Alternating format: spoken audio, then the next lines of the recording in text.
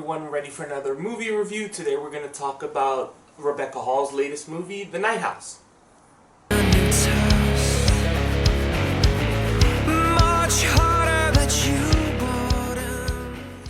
The Night House is about Rebecca Hall's character, who's named Beth in this movie, who has just suffered through tragedy. Her husband has passed away.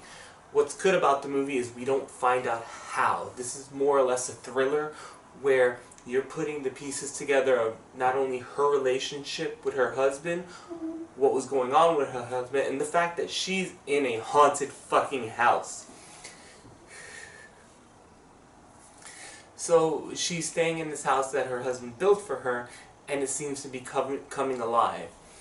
And as we go through the movie, we find out more about Rebecca Hall's character's backstory, as well as what her husband was really doing while they were together. It's amazing to me how Rebecca Hall can be so transcendent in all of these movies where she has to take center stage. And a lot of this movie is her acting against nothing.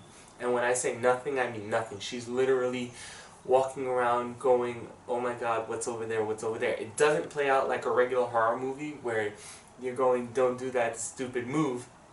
And it's more like a woman who is really going through grief. She had just lost her husband, who was the love of her life. And she has to deal with the fact that she thinks that he's coming back to her from the other side, or that something else is happening. There are two standout scenes I want to point out. One is there's a classroom scene where a teacher comes in and gets mad at Rebecca Hall's character because she gave her son a bad grade, and Rebecca Hall explains to her, this is what happened to me, and the teacher, the kid's mom, you can slowly see her back down as she sees or realizes what kind of grief this is going through. There's also a bar scene where Hall's character gets drunk, and slowly the other faculty members that are with her going, maybe we shouldn't be talking right now. Maybe this isn't the best of times. And I find that really interesting, as Rebecca Hall can go back and forth between being this character who is obviously grief-stricken to being very serious, to being frightened, and at points in this movie she is kind of funny. It's not without levity. It is a little bit dry because it is one character acting against nothing half the time.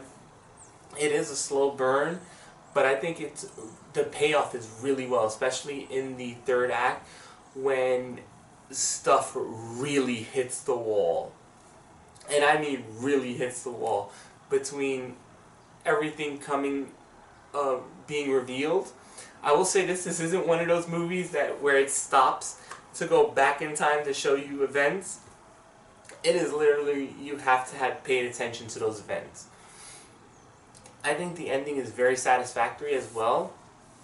I will say this, kind of non-spoiler, Rebecca Hall's in a lot of movies with suicide in them. I don't know why, just wanted to throw that out there, but she is really good in this movie. I couldn't imagine another actress playing this role. The Night House is an enjoyable fix. The ending is very satisfactory, and it does build to a climax. I'm going to give The Night House an 8.5. I highly suggest it. If you're a Rebecca Hall fan like me, go out of your way to see it. Even if you're not, if you're a thriller fan, I still would say go out of your way to see it. That's all for today.